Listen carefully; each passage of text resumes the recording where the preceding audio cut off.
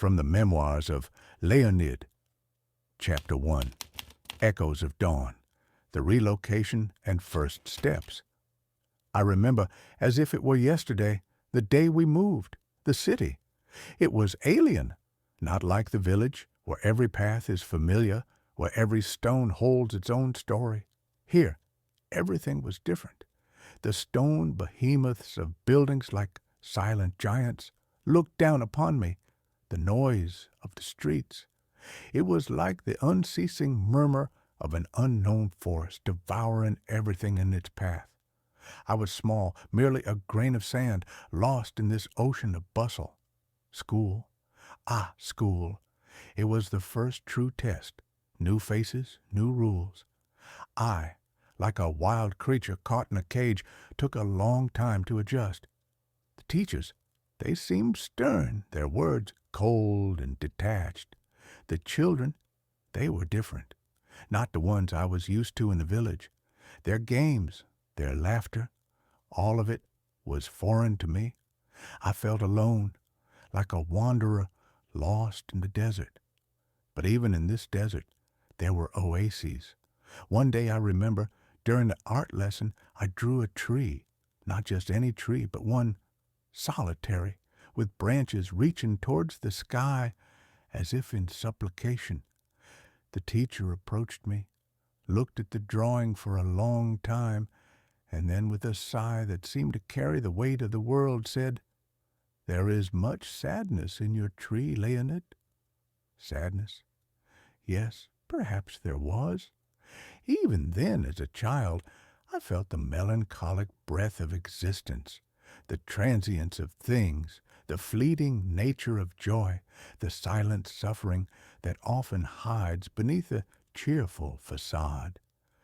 These were not thoughts I could articulate then, but they were feelings that stirred within my young soul, like restless ghosts. Elementary school was a crucible. It forged something within me, something that I wouldn't fully understand until much later.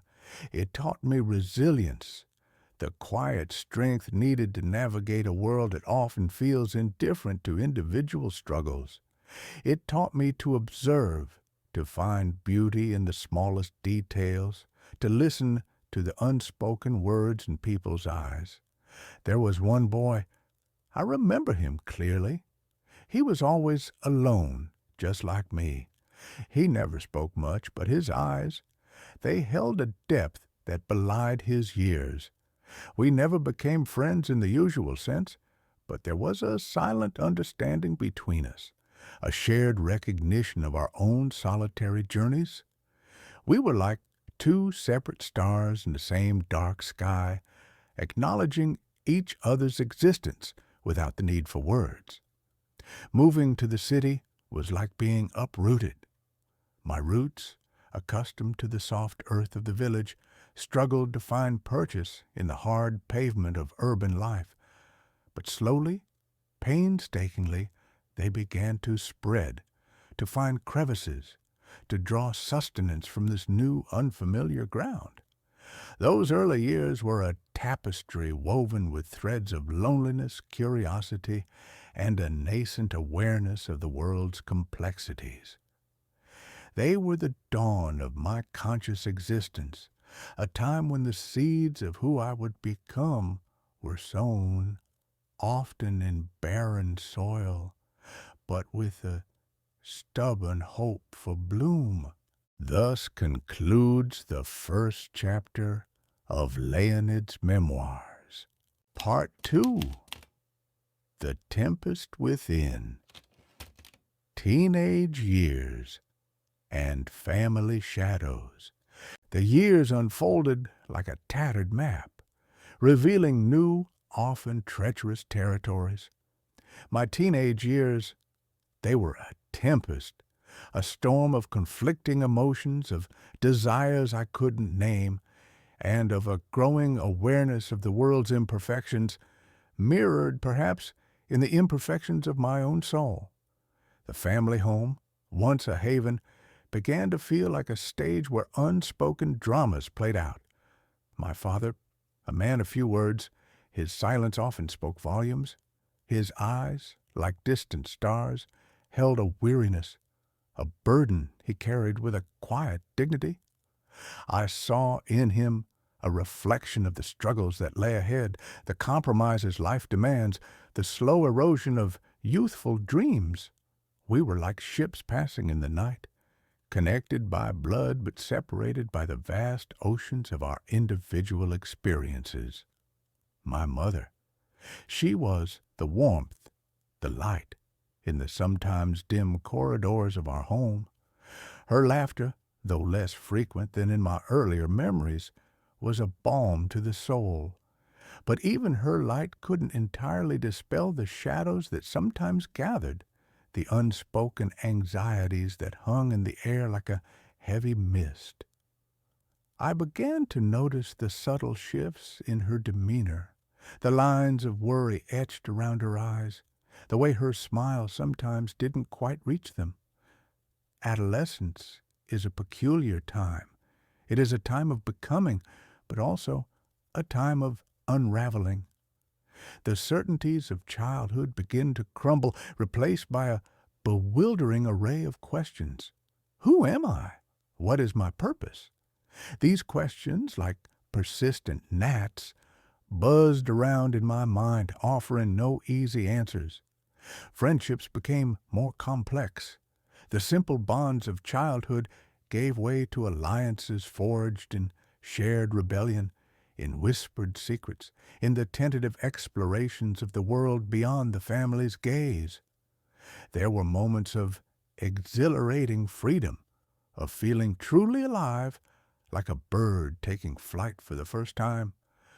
We would wander the city streets at night, the lamplight casting long, distorted shadows, and the city, which once felt alien, now seemed to hold its own secrets, whispering them to us in the darkness.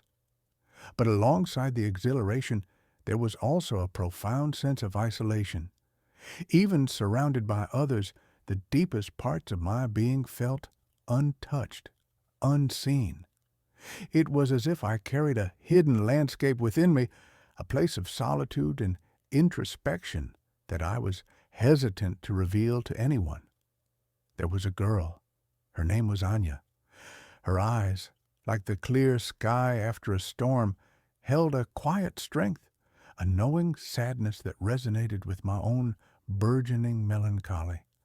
We would talk for hours about everything and nothing, our conversations like fragile bridges built across the chasm of our individual loneliness. She understood the unspoken, the nuances of feeling that others seemed to miss. But like all things beautiful and fragile, our connection was fleeting, a blossom that bloomed briefly in the spring of our youth and then withered, leaving behind only a bittersweet memory. One pivotal moment. I remember it vividly. It was a cold, gray day. I was standing by the river, watching the ice floes drift by like fragments of a shattered dream. A sudden, overwhelming sense of the vastness of existence washed over me. The river, flowing relentlessly towards an unknown sea, seemed to mirror the unstoppable current of time, carrying us all towards an inevitable end. It was a moment of profound realization, of confronting the ephemeral nature of life, the fleeting beauty of the present moment. These teenage years were a crucible of change, a time when the raw materials of my being were subjected to intense heat and pressure. The shadows of family dynamics, the complexities of burgeoning relationships, the existential questions that began to haunt my nights, all of it contributed to the tempest within. It was a painful, confusing, but ultimately formative period.